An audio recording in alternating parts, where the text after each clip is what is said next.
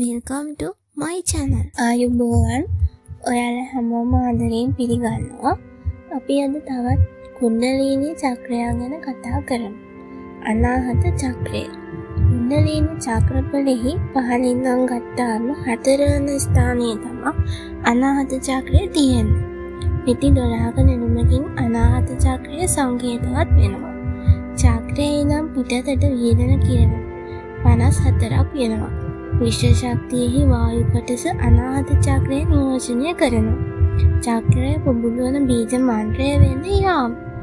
සූර්යයා දෙවියෙකු ලෙස සැලකෙන හින්දු යෝගීන් විසින් අනාහත චක්‍රය සූර්ය දෙවියන්ට පවරා දීලා තියෙනවා. චක්‍රයෙහි වර්ණය වෙන්නේ ගිනි රතු පාට. ඒ වගේම තමයි අනාහත චක්‍රය හෘදය ආශ්‍රිතව පිහිටන්නේ. අනාහත චක්‍රය පුහුණු කිරීමෙන් හැකියාවන් රාශියක් ලැබෙනවා.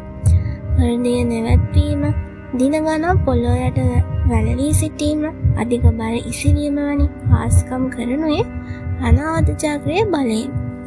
ඒ වගේම තමයි වාක් සිද්ධිය, කාව්‍යමය හැකියාව, පංචේන්ද්‍රිය පාලනය, গুপ্ত අද්භූත ශබ්දයන් ඇසීමට පටන් ගැනීම, මනෝ විද්‍යාඥික නැතහොත් අධිමානසික බලතල ලැබීම, මේ චක්‍රයට අවධානය යොමු කළ භාවනා කිරීමෙන් අපට ලබා ගන්න පුළුවන් ප්‍රතිඵලයක් වෙනවා. ඉදිරියටත් මේ වගේ තවත් වැදගත් වීඩියෝකින් මුණ ගැසෙමු. අමතක නොකර මාව සබ්ස්ක්‍රයිබ් කරන්න.